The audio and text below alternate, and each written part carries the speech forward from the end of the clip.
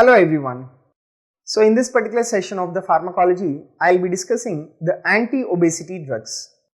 So before going on to the direct discussion of the anti-obesity drugs, I will just define what exactly is the obesity, right? What is the pathophysiology for the development of obesity and what are the factors which will predispose for the development of obesity, and after that let me discuss the exact pharmacology of the drugs which are required for the treatment of the obesity.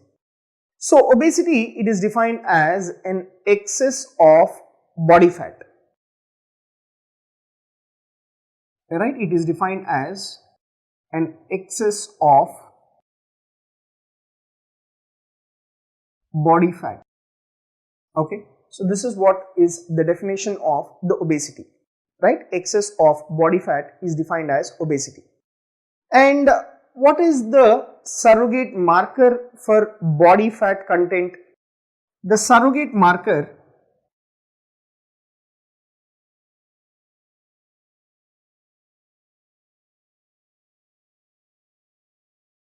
for body fat content is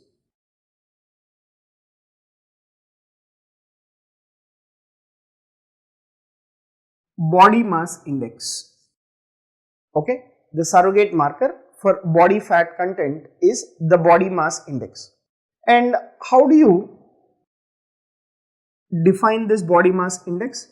Body mass index is equal to weight of the individual in kgs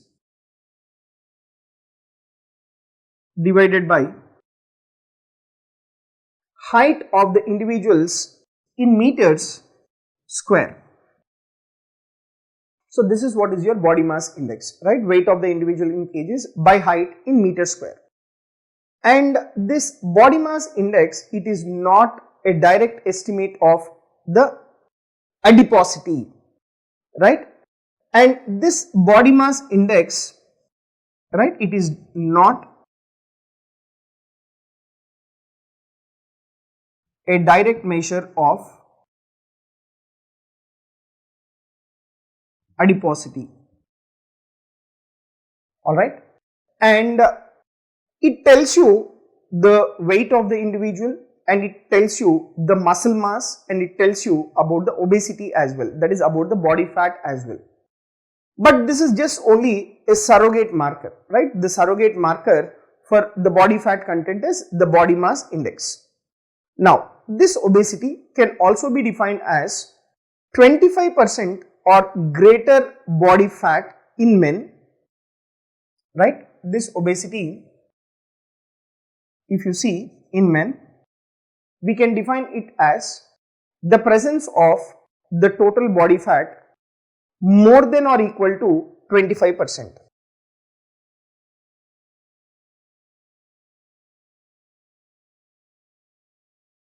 Right, more than or equal to 25%. So 25% or greater total body fat in men, or the presence of body fat more than or equal to 35%, right, more than or equal to 35% in women. So this is what is the definition of the obesity. Now, if you see the estimation of percentage of the total body fat, right, estimation of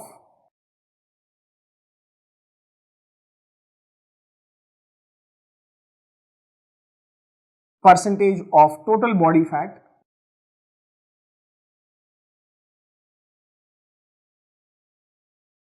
right, estimation of the percentage of the total body fat. How can you estimate? That is number one, by measurement of skin fold thickness,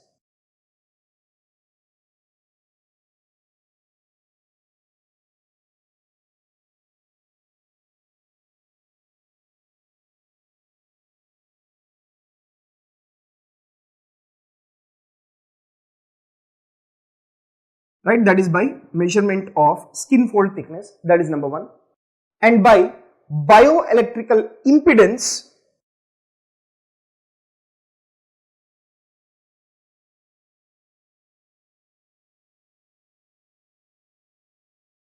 and the other method of estimation of percentage of the total body fat is by underwater weighing.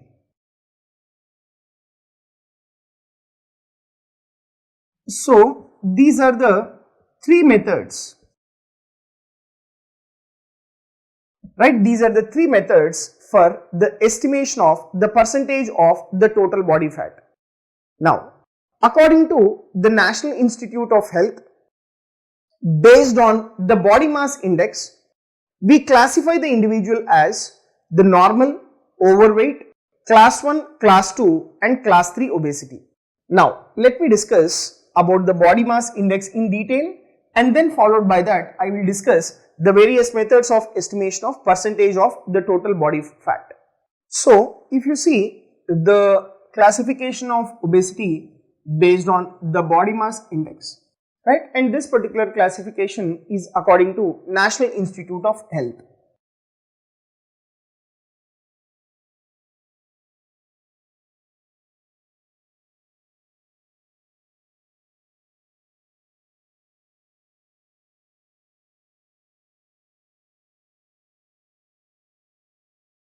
Right, this is according to the National Institute of Health. So, when do you consider an individual to be normal? So, we consider an individual to be normal when the body mass index is around 18.5 to 24.9.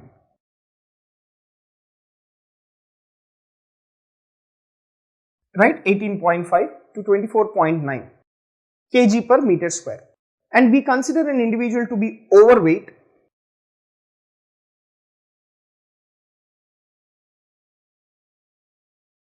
we consider an individual to be overweight when the body mass index is around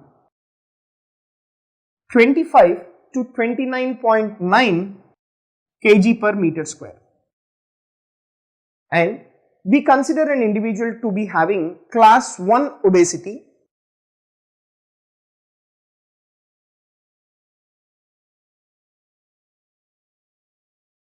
when the BMI is around 30 to 34.9.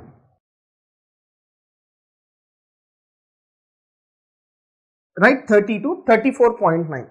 So this is considered as the class 1 obesity. Whereas class 2 obesity is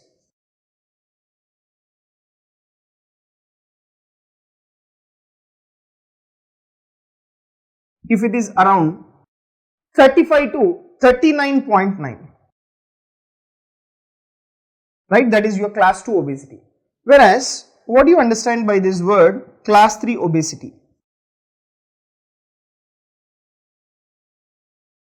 Class 3 obesity is extreme obesity.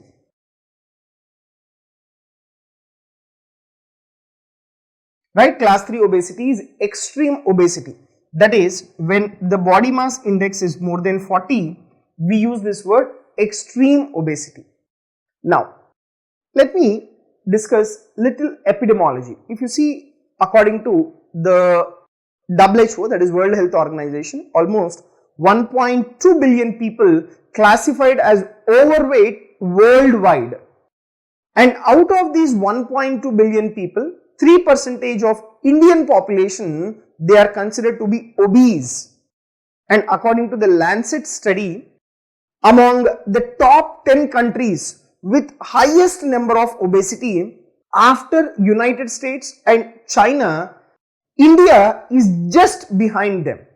Right? So India is just behind United States and China among top 10 countries with highest number of obese individuals. Now, if you see this obesity, why does this occur? This obesity, it occurs,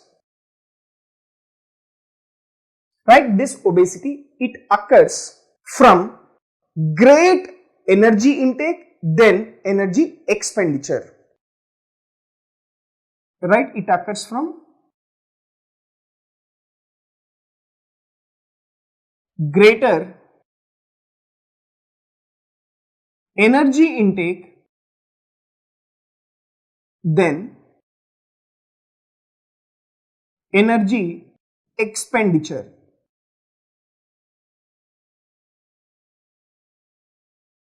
right? So this obesity, it occurs or it results from greater energy intake than the energy expenditure.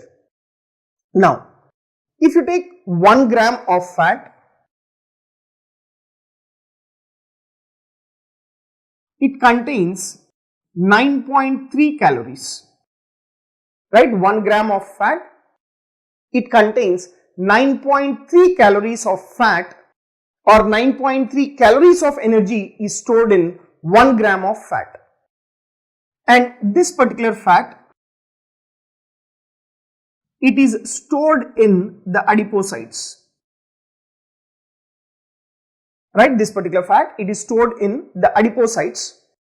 And where are these particular adipocytes deposited or present? These adipocytes, they are present within the subcutaneous tissue. These adipocytes, they are present within the intraperitoneal cavity.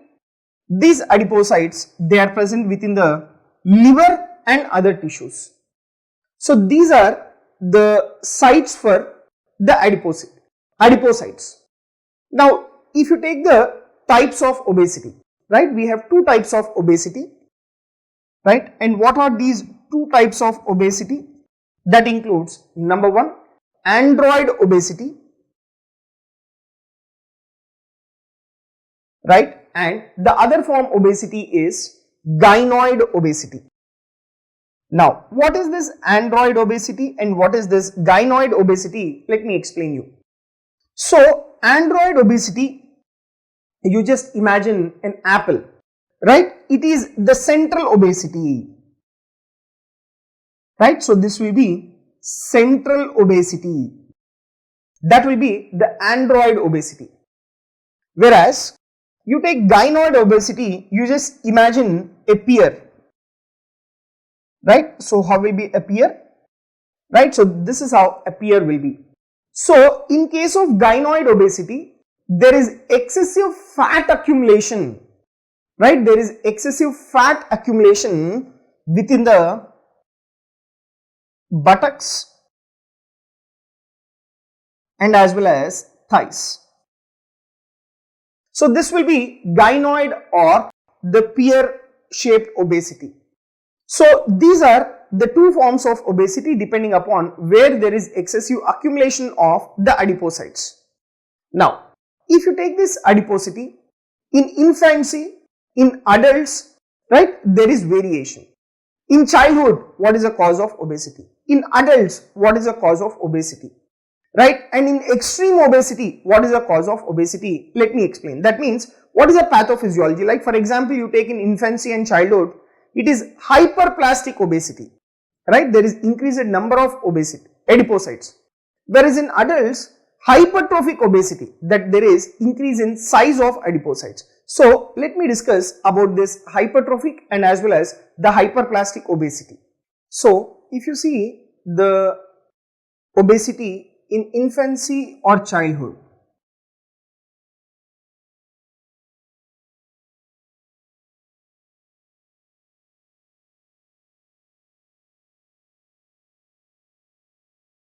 so in infancy or childhood, the obesity, like what you will see is hyperplastic obesity.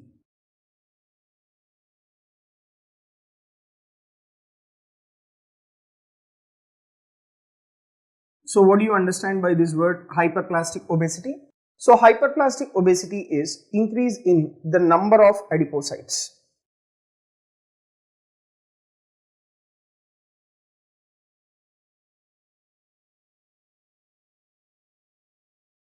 Right, increase in the number of adipocytes, it is the hyperplastic obesity in children or infancy.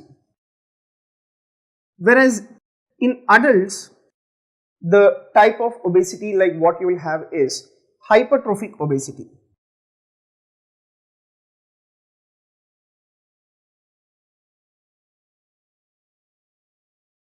Right, it is hypertrophic obesity. So, what do you understand by this word hypertrophic obesity? Where there is increase in the size of adipocytes.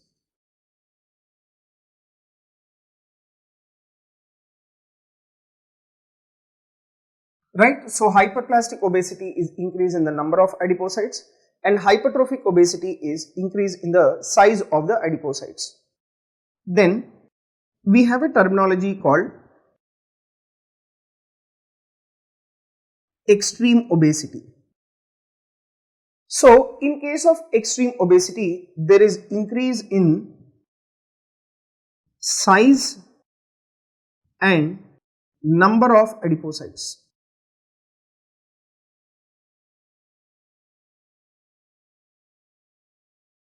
Right? Increase in size and as well as the number of adipocytes. That is what is your extreme obesity. So in extreme obesity, it contains double amount of lipids as a lean person, right? So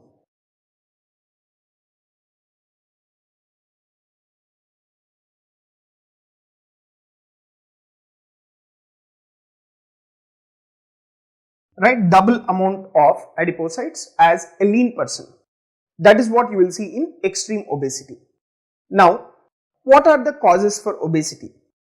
Some reasons for increasing prevalence of obesity is mainly obesogenic environment. Now, what is that obesogenic environment? Number one, there is either increasing energy intake,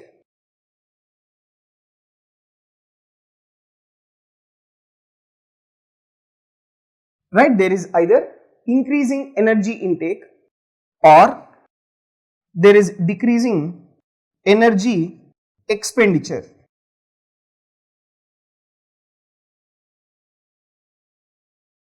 Right? Either there is increasing energy intake or decreasing energy expenditure. Now, if you see the cause for increasing energy intake, the causes for increasing energy intake include increased portion sizes, right? So, where the individual is taking the large quantity of food, or there is increased snacking and loss of regular meal,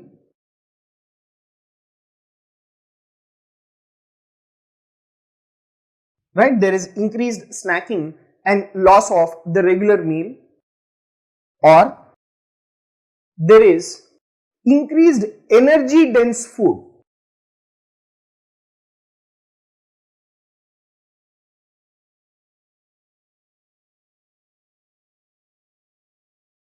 Right? Increased energy dense food, mainly the fat consumption.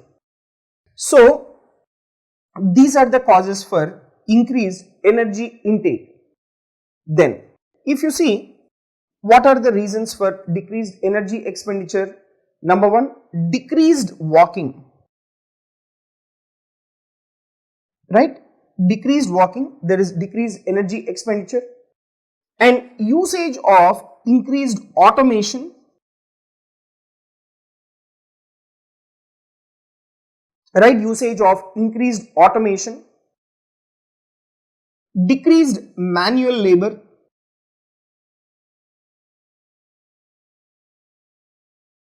right? Decreased manual labor and decreased sports within the school, and increased time spent on computer games and watching TV. Right? Increased time spent on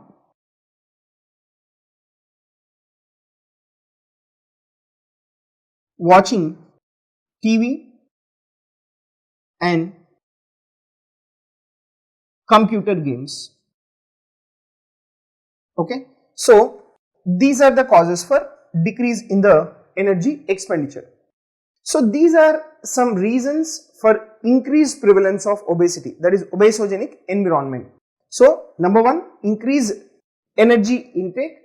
Number two, decreasing energy expenditure. Now, you should know there are certain potentially reversible causes of weight gain. Right? What are the potentially reversible causes for weight gain? So, if you see the potential reversible causes for weight gain, Number one, we have the endocrine factors or the endocrine causes. And these endocrine causes, they include number one,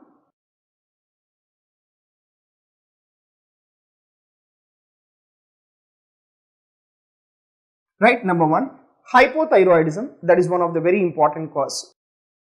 Then Cushing's syndrome, which is characterized by increase in corticosteroids. Next, insulinoma, right? It is a tumor of the beta cells, right? It is a tumor of the beta cells where there is excessive production of the insulin. And then hypothalamic tumors. So these are reversible endocrine causes for the development of obesity. And not only that, there are certain drugs, right? There are certain drug treatment which can make the individual to develop obesity, and once those particular drugs are stopped, the individual can have normal weight. And these particular drug treatments include tricyclic antidepressants, right? So which are your antidepressants as the name itself suggests. Next, we have oral hypoglycemic agents, that is sulfonylureas. Now why does this sulfonylureas, right? Why does this sulfonylureas they cause obesity is that sulfonylureas can predispose to hypoglycemia, and because of this hypoglycemia the individual will be consuming the food continuously, and that can increase the weight of the individual. Then estrogen containing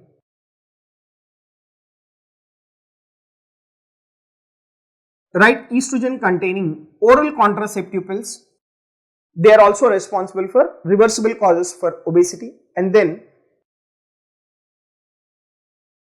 corticosteroids,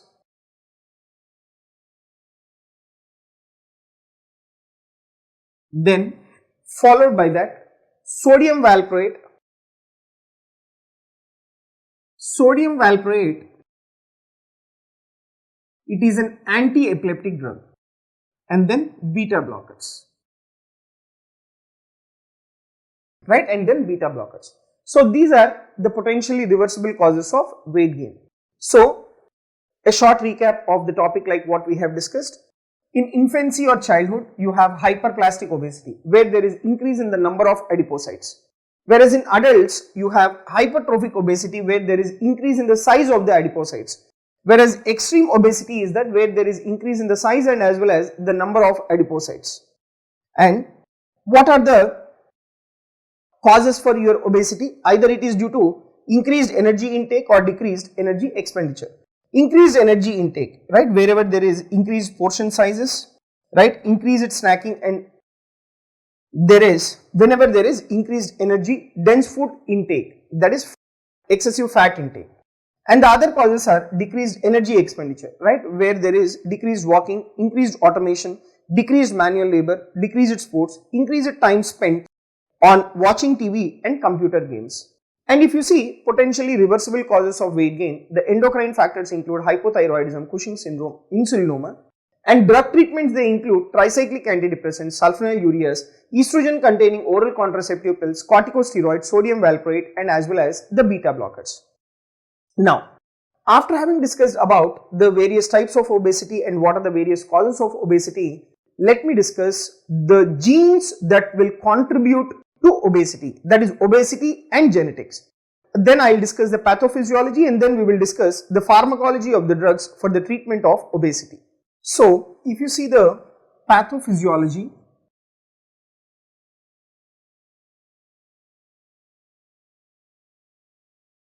of obesity, first of all you need to know the neural centers regulating the appetite, where they are present. So if you take the neural centers,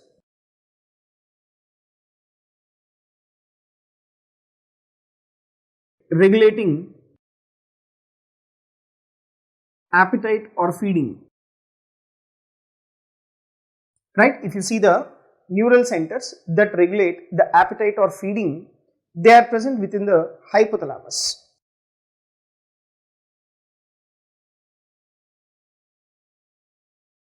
they are present within the amygdala,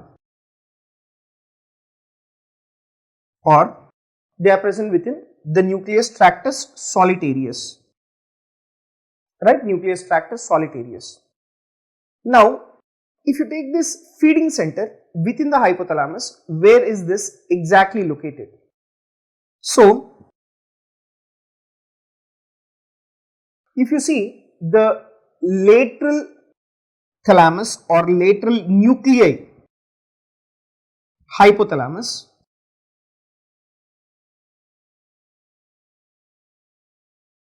lateral nuclei hypothalamus, it contains or it has the feeding center,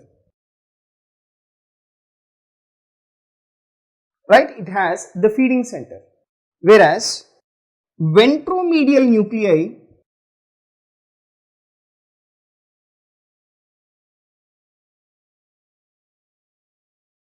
right, whereas the ventromedial nuclei of the hypothalamus, this contains the satiety center,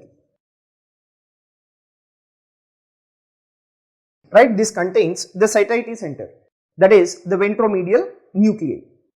And we have the arcuate nucleus. The arcuate nucleus, which is present on the floor of the third ventricle in hypothalamus,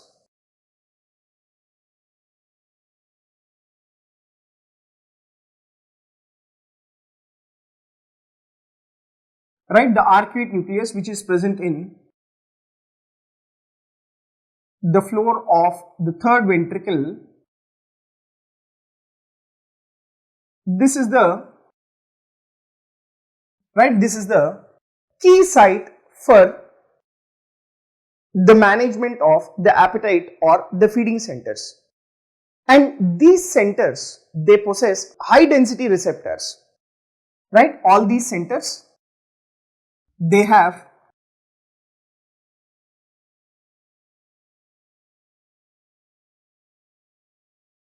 they have the high density receptors for neurotransmitters and hormones, right, high density receptors for neurotransmitters and hormones. And there are the neurotransmitters, when they are released there will be decreased feeding, and there are certain neurotransmitters when they are released there is increased feeding. Now, what are the neurotransmitters which are responsible for decreased feeding? Right, let me just give you a list of the neurotransmitters which will decrease the feeding, that is anorexogenic, right, anorexogenic is that they decrease the feeding, whereas we have the neurotransmitters which will increase the feeding, they are called orexogenic. Now let me discuss the neurotransmitters. So, but before that, where are the feeding centers or appetite centers located? Right, that is in the hypothalamus, amygdala and nucleus tractus solitarius.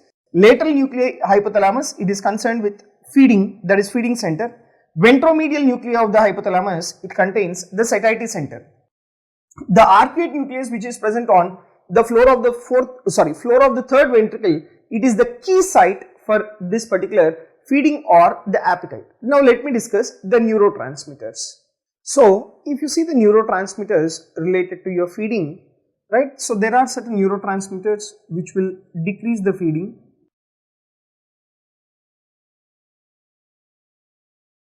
and these neurotransmitters which will decrease the feeding, they are called as anorexigenic.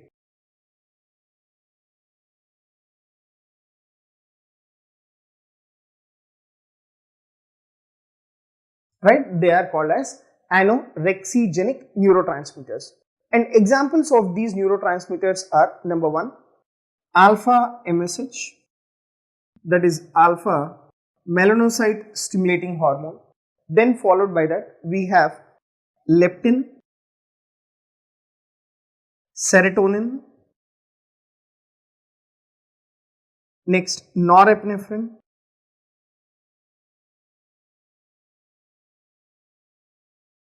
then followed by that we have corticotrophin releasing hormone, that is CRH, corticotrophin releasing hormone, then insulin, then we have CCK, that is cholecystokinin. Then we have GLP, that is glucagon-like peptide, right? And finally, we have peptide YY.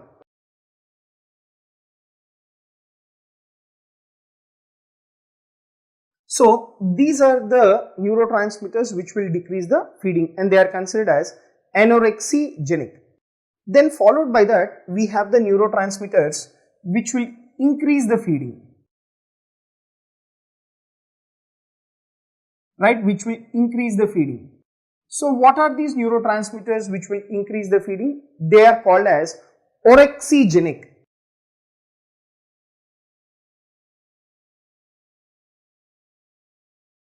Right, they are called as orexigenic neurotransmitters.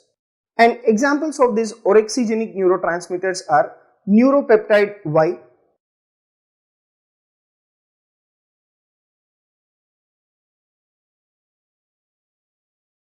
next we have 𝐒𝐫𝐞 related protein,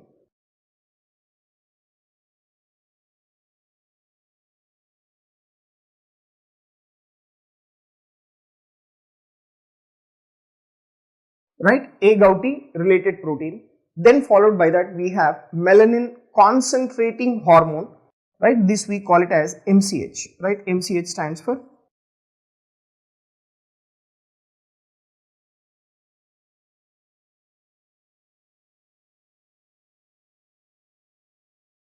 right, melanin concentrating hormone. Next we have orexins A and B.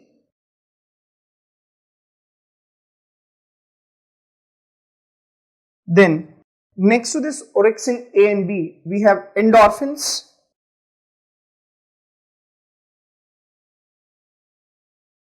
next we have another very important substance called as the galanin. Then we also have certain amino acids which will increase the feeding. They are considered as orexigenic, and that amino acids include glutamate and gamma aminobutyric acid. Right, these amino acids, they include